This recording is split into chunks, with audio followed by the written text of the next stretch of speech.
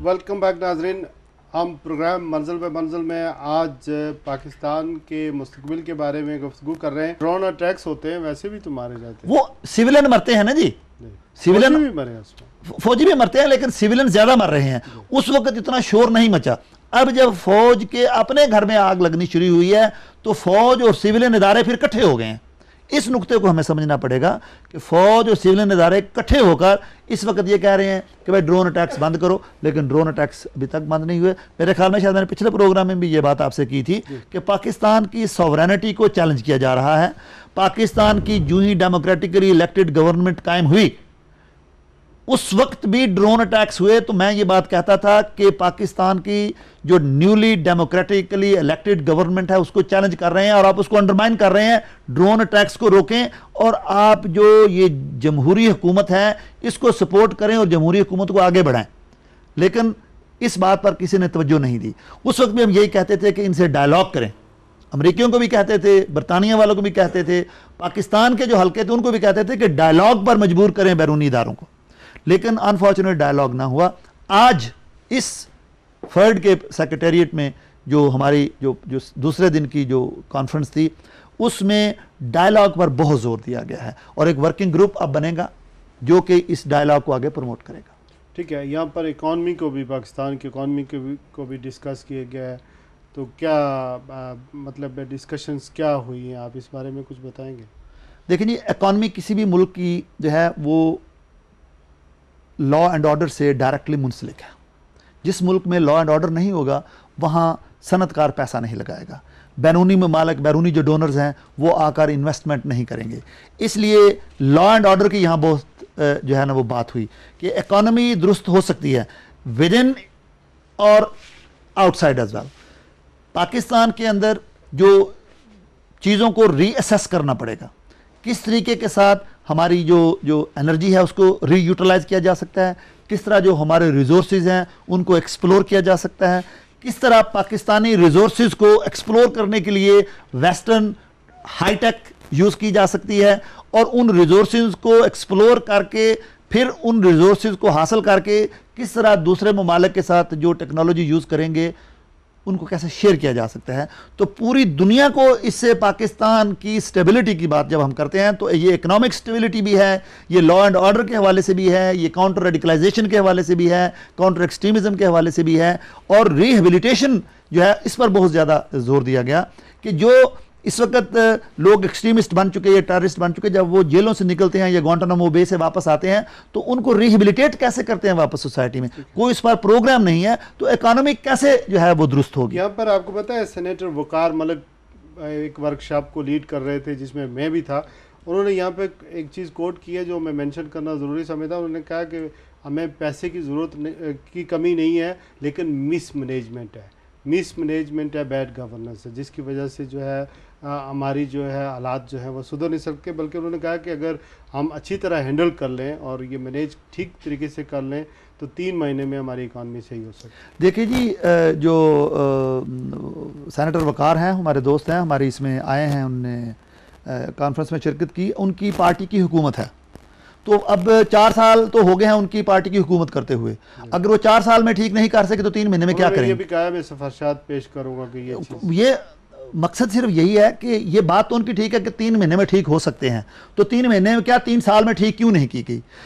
यही हमारे मुल्क की बदकिस्मती है कि पाकिस्तान में जो जमहूरी इदारे हैं, अभी आपने जनरल साहब से एक बात की ना कि फ़ौज क्यों खामोश बैठी हुई है और जनरल साहब को ये बात पसंद भी नहीं आई, लेकिन हकीकत यही है कि जब जमहूरी इदारे अपना वकार खुद खो बैठेंगे, जब अपनी कदरें जो हमारी हैं उनको छोड़ देंगे तो फिर दूसरे इदारे तो फिर उनको उनकी गिरफ्त करेंगे। अभी ये पाकिस्तान की हिस्ट्री में पहली बार ऐसे हुआ है कि एक जो हमारे चीफ जस्टिस हैं उन्होंने पाकिस्तानी प्राइम मिनिस्टर को डिस्क्वालीफाई कर दिया। पहले सजा दी उनको, फिर उसके बाद उनको डिस्क्वालीफाई कर दिया गया। मेरे ख्याल में सरवर साहब शायद इसको बेहतर जानते हों सहाफ़ी की हैसियत से और अपने नेशनल अखबार के चीफ एडिटर की हैसियत से, लेकिन हम जो मेरा नॉलेज है इसके मुताबिक तो पहले वज़ीर आज़म है पाकिस्तान के जिनको ऐसे किया गया है। सरवर साहब ये बताइए कि तो कुरैशी साहब ने कहा है, लेकिन एक तबका ऐसा भी है जो ये समझता है कि जुडिशरी को क्या हक पहुंचता है कि एक इलेक्टेड प्राइम मिनिस्टर को इस तरह फैसला करके घर भेज दें?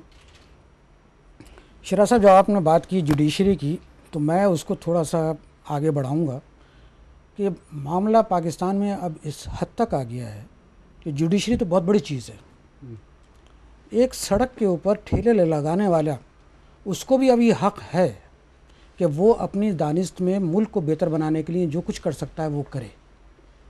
पाकिस्तान में जो सिचुएशन है वो बिल्कुल एक वोल्कानिक सिचुएशन है, और मेरी नज़र में जो मेरा तजर्बा कहता है या जो कुछ मैं सुन रहा हूँ, जो कुछ मेरे पास आ रहा है, उसको पेश नज़र रखते हुए मैं ये कहने पर मजबूर हूँ कि पाकिस्तान में हुकूमत नाम की कोई चीज़ नहीं है। नहीं है, कोई चीज़ नहीं है। मसाइल सबके सामने मौजूद हैं। प्रायोरिटीज़ का तयन अभी तक ये गवर्नमेंट नहीं कर सकी है, जिसके ख़त्म होने में अब सिर्फ चंद महीने बाकी रह गए हैं। जहाँ तक जुडिशरी का ताल्लुक़ है, आप कह रहे हैं, बाज़ लोग कहते हैं कि जैसे इंडिया का एक जज था, उसका नाम मुझे अब याद नहीं, वो क्या है, उन्होंने कहा है कि ये जो जुडिशरी है, जजों ने अब रिएक्ट किया है, और ये सही चीज़ नहीं है कि एक इलेक्टेड प्राइम मिनिस्टर आप घर भेज दें इस तरह। देखिए, मैं बुनियादी तौर पे इस बात के हक़ में हूँ, और ये मेरा नुक्ता नज़र है, जिसका एक इजहार मैंने चीफ जस्टिस साहब से भी किया था जो लंदन में आए थे, कि बुनियादी तौर पे कंटेम्प्ट ऑफ कोर्ट का जो मुकदमा आपने कायम किया है प्राइम मिनिस्टर, साबिक़ प्राइम मिनिस्टर गिलानी साहब के ख़िलाफ़, वो टोटली एक्स्ट्रा कॉन्स्टिट्यूशनल है। कॉन्स्टिट्यूशन अगर आप फॉलो नहीं करेंगे तो फिर आपकी पूरी इमारत मुनदिम हो जाएगी, पूरी स्टेट की इमारत ख़त्म हो जाएगी। कॉन्स्टिट्यूशन में ये वाज़ेह तौर पे लिखा गया है कि कोई सिटिंग प्रेसिडेंट, उसको ये इम्यूनिटी हासिल है जो इस मुकदमे के हवाले से है। बुनियादी तौर पे चीफ जस्टिस साहब या उनकी जुडिशरी जो है वो क्लैश कर रही है डायरेक्टली कॉन्स्टिट्यूशन से। शो डाउन हो रहा है। ये शो डाउन नहीं, सिर्फ सीधा सीधा क्लैश है।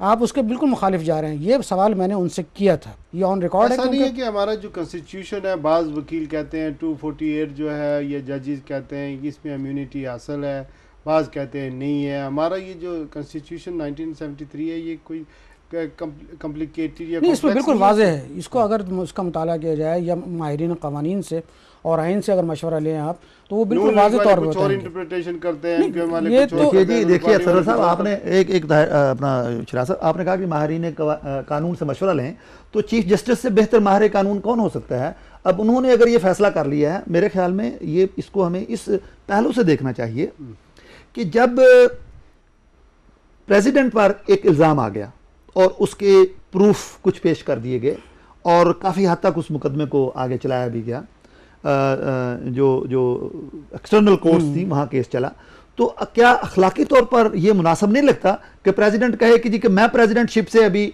बाहर निकलता हूं, कि हम किसी और को प्रेसिडेंट बनाते हैं, let us see what the situation is. तो अखलाकी तौर पर हमें अब मेरे ख्याल में ज़्यादा बालग नजरी का मुजाहरा करना पड़ेगा कि जब कोई इल्ज़ाम लगता है और उसके पीछे कुछ बैकग्राउंड थोड़ी बहुत हो, तो फिर आपने एक $1 मिलियन क्वेश्चन किया है कि अखलाकी तौर पर आप किसी ऐसे शख्स से क्या तवक्को कर सकते हैं कि जो कि अखलाकियात को जानता ही ना हो।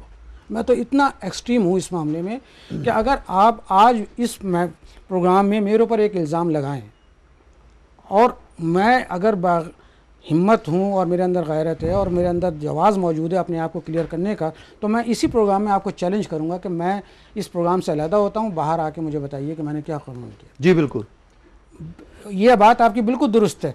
लेकिन जुडिशरी अब टिट फॉर टैट, और मैंने हमारे अखबार की आज अगर आप लीड देखें उसमें भी यही बात है कि अब महाजराई की कैफियत जो है तमाम अखलाकी, क़वानीनी और आइनी तकाज़ों को और हदूद को पार कर गई। यानी मतलब सदर साहब ने एक अपनी पोजीशन ली हुई है, प्राइम मिनिस्टर ने एक अपनी पोजीशन ली हुई है, जजों ने एक अपनी पोजीशन ली हुई है, और कुछ बीच में से कोई चीज़ निकल रही है तबाही की। और मैं आपकी बात समझता हूँ शरा साहब, इस वक्त जो पाकिस्तान में सूरत हाल है वो इख्तियारात की जंग। अगर आप इस सीट पे एज ए एंकर पर्सन बैठे हुए हैं तो इस प्रोग्राम में वही होगा जो आप चाहेंगे। सही है, लेकिन नहीं, हम इसको ऐसे नहीं करने देंगे। ये लेकिन सवाल उठाना सर मेरा काम है। ये जरूरी है कि ये आपका सेक्रेटरीट में ये प्रोग्राम नहीं, ये मैंने एक मुहावरतन बात की है। सवाल आपके होंगे। ये बताइए कि आप इस कॉन्फ्रेंस में जब आपने जुडिशरी को एक्सप्लोर किया, do you support a independent judiciary of Pakistan as it is now, कि इससे तब्दील होने की बात की आपने क्या किया है, यानी कि आप जैसे सरवर साहब कह रहे हैं ये तो एक अख्तियारात की जंग सी लग रही है। मैं इस बार बताता हूँ जी, पहले तो इसकी क्लैरिफिकेशन कर दें कि जब मैं कह रहा हूँ ना जी कि हम आपको ऐसे नहीं करने देंगे, वो इसलिए कि जी सवाल तो आप पूछेंगे लेकिन ये नहीं कि जवाब हम वो दें जो आप चाहेंगे, ऐसे नहीं होगा। मेरी ये बात कहने का मकसद था कि सवाल तो आपका हक है और इसी तरह जवाब देना वो हमारा हक है। ये है मेरा बात करने का। आपके पैनलिस्ट जुडिशरी के बारे में उन्होंने क्या कहा? जुडिशरी के बारे में हमने जुडिशरी को इतना ज्यादा डिस्कस नहीं किया, लेकिन जुडिशरी के बारे में ये बात जरूर हुई है कि जुडिशरी ने जब एक फैसला दे दिया, ये पूरी दुनिया का एक कानून है कि जब भी मुल्की अदालत कोई फैसला कर लेती है तो उस फैसले की इम्प्लीमेंटेशन होती है और वो फैसला पूरी दुनिया में माना जाता है। अब वो फैसला चाहे सही हुआ या गलत, लेकिन उस फैसले को माना जाता है।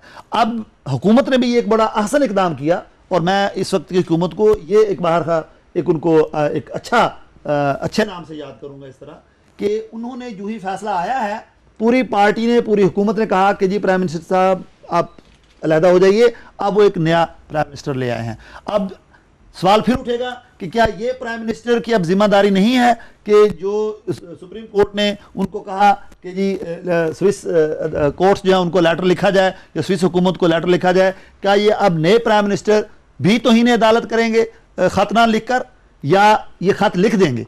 तो ये एक नया इशू जो है बहरहाल डिस्कस हो रहा है। लेकिन इंडिपेंडेंट जुडिशरी को आप सपोर्ट करते हैं? बिल्कुल जी, इंडिपेंडेंट जुडिशरी को कौन सपोर्ट नहीं करेगा? किसी भी मुल्क की सलामती के लिए जुडिशरी का एहतराम लाजमी है। बिल्कुल ठीक है। लेकिन मैं इस बात को आपको कुछ बात ऐसी कह के जा रहा हूँ, बता के जा रहा हूँ इस प्रोग्राम में, जो हमने लिखी और बहुत सारी चीज़ें अवॉइड भी की हैं।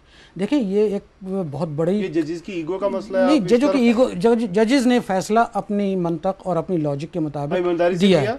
वो अपने जो उनको बताया गया, जो उनको तरीक़ाकार था वो उसको बताया गया। मैं बुनियादी तौर पे आपसे ये कह रहा हूँ कि बुनियादी तौर पे ये मुकदमा, ये कंटेम्प्ट ऑफ कोर्ट मावराए आईन है। इसको तो एक बहस को अलहदा छोड़ दिया जाए।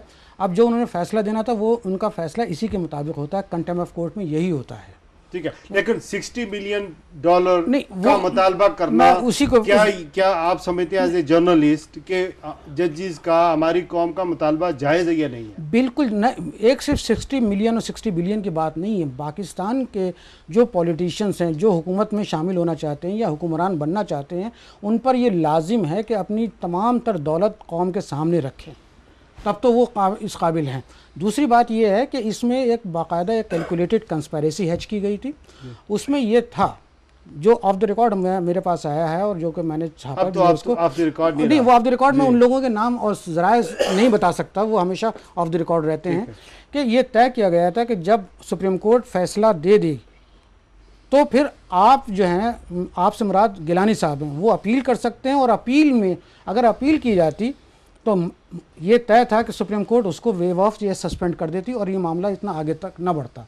ब्रेक पर जाने से पहले मैंने एक सवाल छोड़ा था कि इस कॉन्फ्रेंस में और ख़ास तौर पर तो कुरैशी साहब MBE और ये forum for international relation and development के चेयरमैन की हैसियत से ये बात कहते चले आ रहे हैं कि इंडिया और पाकिस्तान के दरमियान ताल्लुकात जो है वो नॉर्मल होने चाहिए, खुशगवार होने चाहिए और ट्रेड होना चाहिए। ये तो हर किसी की ख्वाहिश है, लेकिन ये ख़ास तौर पर ये बात कर रहे हैं कि CBM के बजाय एक 50 इयर्स का नो वार पैक्ट कर लिया जाए ताकि जो ट्रस्ट डेफिसिट है दोनों नेशंस के दरमियान वो बिल्डअप हो जाए। तो कुरैशी साहब, ऐसा मुमकिन है? बिल्कुल जी, ऐसा मुमकिन है और हमारा जो forum for international relation development है इस पर काफ़ी काम कर रहा है। बहुत सारे लोगों से इस सिलसिले में मीटिंग्स हो चुकी हैं, इस पर मीडिया से भी बातचीत हो चुकी है, पॉलिटिशियन से भी, एकेडमिशियन से भी जो है इस सिलसिले में गुफ्तगू हो रही है, इंटरनेशनल जो एकेडमिक्स हैं उनसे भी बात हो रही है। मेरे ख्याल में इस पर बहुत ज़्यादा हमें डिबेट करने की ज़रूरत है। हमें खुशी है कि इस वक्त हमारे एक नामवर सहाफ़ी बड़े मंझे हुए सहाफ़ी मोहम्मद सरवर साहब मौजूद हैं। तो ये इस बात को मीडिया को चाहिए कि इस बात को मुस्बत अंदाज में आगे लेकर चले। और जब हम ये कॉन्फ्रेंस किया जो 2 रोज़ा हमने यहाँ पर, एक थिंक टैंक की कार्रवाई है जो कि हमारा एक पाकिस्तानी उसको लीड कर रहा है। जब फ्यूचर ऑफ पाकिस्तान की बात होगी तो फ्यूचर ऑफ पाकिस्तान की बात में ये ज़रूर होगा कि इसमें इकोनॉमिक डेवलपमेंट किस तरह आएगी, इसमें सिक्योरिटी इसकी कैसे इंप्रूव होगी, इसमें जो सिस्टम्स हैं उनको कैसे डेवलप करके उनको स्टेबल कैसे किया जाएगा, और फिर गवर्नेंस का जो इशू है, एजुकेशन का इशू है, एनर्जी का इशू है, ये सारे इशू डिस्कस किए जाएंगे। लेकिन जब हम सिस्टम्स की बात करते हैं तो हमें थोड़ा सा अपने हमसाए जो ममालिक हैं, पर्टिकुलरली इंडिया, उसके साथ हमें अपने डेमोक्रेटिक सिस्टम को उसका कंपैरिजन करना पड़ेगा कि पाकिस्तान में डेमोक्रेसी, पाकिस्तान की जो पार्लियामेंट है और पाकिस्तान के जो पार्लियामेंटेरियंस हैं उनकी डेवलपमेंट किस तरह हुई है, इंडिया में डेवलपमेंट किस तरह हुई है और वो कहाँ पहुँच चुके हैं। इकॉनमी की बात करते हैं तो उनकी इकॉनमी कहाँ है और हमारी इकॉनमी कहाँ है। बांग्लादेश जो हमारा एक हिस्सा था, अब भी वो हमारे भाई हैं, जब वो हमसे आज़ाद हुए हैं तो उनकी इकॉनमी कहाँ से कहाँ चली गई है और हमारी इकॉनमी कहाँ से कहाँ चली गई है। तो ये कंपैरेटिव एनालिसिस थोड़ा बहुत करना पड़ेगा। रहा मसला इंडिया और पाकिस्तान का किसी तौर पर आपस में बाहमी जो रवाबत है उनको बेहतर करना, ट्रेड का जारी करना, ये हर चीज़ें मुमकिन है। और देखिए कि बहुत ही चंद सालों में ये चीज़ शुरू हो चुकी है। ये अवाम ने इस डायलॉग को स्टार्ट किया, ट्रैक टू डिप्लोमेसी जो है उसने स्टार्ट किया, हुकूमती सतह पर इस पे बात हुई, इंटरनेशनल इंटरफेरेंसेस भी उसमें हुई, इंटरनेशनल प्रेशर भी हुआ। तो आज पाकिस्तान इंडिया को मोस्ट फेवरेट नेशन करार दे रहा है। हम ये कभी भी नहीं कहेंगे ट्रेड के एतबार से, जी हाँ, ट्रेड के एतबार से, बाकी और चीज़ें तो वो उनको तो एनालाइज किया जाएगा किस तरीके से, जिस तरह जर्मनी और फ्रांस और यूके इनकी लड़ाइयाँ यूरोप में देखें किस तरह थी और आज किस तरह वो ट्रेड में यूरोपियन यूनियन बन चुकी है। अगरचे अब उसके कुछ असरात अब निकलना शुरू हुए हैं मनफी भी, जिस तरह अरब स्प्रिंग शुरू हुई है, इस तरह यूरोप की ऑटम शुरू हो चुकी है और डेमोक्रेटिकली इलेक्टेड प्राइम मिनिस्टर्स और प्रेसिडेंट्स को टेक्नोक्रेट से किस तरह जो है वो रिप्लेस किया जा रहा है। तो ये एक साइकिल है। तो पाकिस्तान और इंडिया में बिल्कुल पीस मुमकिन है जी, बिल्कुल 50 ईयर्स नो वार पैक्ट करना चाहिए और हमें 50 ईयर्स जो है पर नो वार पैक्ट करके ये देखना होगा कि किस तरीके से हम अमन में जब ज़िंदगी गुजारेंगे तो हमें अमन में रहना सीखना भी पड़ेगा, उसको पसंद भी करना पड़ेगा और उसका जो फ्रूट है जब आवाम को मिलेगा, ना कि सिर्फ एक आला तबके को मिलेगा, आम आवाम को जब मिलेगा उसका फ्रूट, तो आपकी रेडिकलाइजेशन, एक्सट्रीमिज़म, इंतहा पसंदी ये भी ख़त्म हो जाएगी। फिर उसकी एजुकेशन जो है वो भी सही हो जाएगी, क्योंकि आपका जो बजट है इस वक्त 20 to 25% इंडिया और पाकिस्तान दोनों का ये डिफेंस पे खर्च हो रहा है। तो जब हम 50 ईयर्स नो वार पैक्ट कर लेंगे तो डिफेंस ऑटोमेटिकली फिर हमें थोड़ा कम करना पड़ेगा। जिस तरह फ्रांस में जब ये न्यूक्लियर वेपन अब ख़त्म कर रहे हैं, ठीक है, लेकिन ये न्यूक्लियर वेपन खत्म कर रहे हैं और हम न्यूक्लियर वेपन जो है ना जो उसको बढ़ा रहे हैं। लेकिन कुरैशी साहब आप तो कहते हैं कि नो वार पैक्ट होना चाहिए, पाकिस्तान इंडिया के दरमियान रिलेशनशिप नॉर्मल होनी चाहिए। ये बड़ी फैसिनेटिंग सिचुएशन है, हर कोई इसको मतलब पसंद भी करता है, हर कोई चाहता भी यही है। लेकिन कोर इशू तो कश्मीर है। जब तक कश्मीर का मसला वहाँ पर मौजूद है, कभी अमन जो है लगता है कि ये एक मुश्किल अमन लगता है, मुहाल नहीं बल्कि मुश्किल ज़रूर है। आप क्या कहेंगे? देखिए जी, हम तो जब यूरोप की सूरत हाल को देखते हैं तो स्पेन है, आप पोलैंड को देख लें या यहाँ फ्रांस को देख लें, जर्मनी को देख लें, यूके को देख लें, तो फ्रांस, यूके, जर्मनी, इन तीनों के जो मसाइल थे, first world war, second world war, ये सारे हालात आपके सामने हैं। तो आज ये एक यूनियन का हिस्सा है। अर्जेंटीना के साथ एक सिचुएशन है, जंग हुई, फॉकलैंड का एक मसला खड़ा हो गया, तो बरतानिया वालों ने वहाँ जाके अपना इलाका लेने के लिए जहाज़ लड़ा और अपना इलाका वापस ले लिया, लेकिन टेंशन अभी भी है। तो इसका मकसद ये नहीं कि हम डायलॉग ना करें। अर्जेंटीनियन जो प्राइम मिनिस्टर हैं वो इसको इशू को भी फिर उठा रही हैं, इसको यूनाइटेड नेशन में भी उठाया गया है, लेकिन जहाँ तक जंग का ताल्लुक है अब ये नज़र नहीं आता कि दोनों मुमालिक अब जंग में कहीं ये अटक जाएंगे। या उस वजह से अपनी फौजों को ज़्यादा करेंगे कि जी इनका फॉकलैंड का मसला है, या उस वजह से अपनी न्यूक्लियर पावर को बढ़ाएंगे कि जी हमें फॉकलैंड का मसला है, या अपनी सबमरीन्स इतनी बढ़ाएंगे कि जी हमें फॉकलैंड का मसला है, या ये है कि जी कोई इतने बड़े जो है ये शिप बनाएंगे वॉरशिप्स कि हमें फॉकलैंड जाना पड़ेगा। ये बरतानवी हुकूमत अपने अखराजात जो दिफा के हैं वो कम से कम तरीन करती जा रही है। इसी तरह अगर इंडिया और पाकिस्तान भी, जो मसला कश्मीर का है वो अपनी जगह बिल्कुल कायम है। ये मेरी राय यही है कि इन दोनों को चाहिए कि कोई ऐसा एक यूनाइटेड नेशंस की रेजोल्यूशंस के मुताबिक एक कोई अपना सालस 1 या 2 मुल्क बना लें और बैठकर इस मसले का हल कर लें और कश्मीरी अवाम की मर्जी के मुताबिक उसका हल निकालें। कश्मीर को कश्मीरियों के ज़रिए उसका हल निकाला जाए, ना कि पाकिस्तान और इंडिया अपने हल उन पर मुसल्लत करें। एक तो ये बात है। दूसरी बात यह है कि 50 ईयर्स नो वार पैक्ट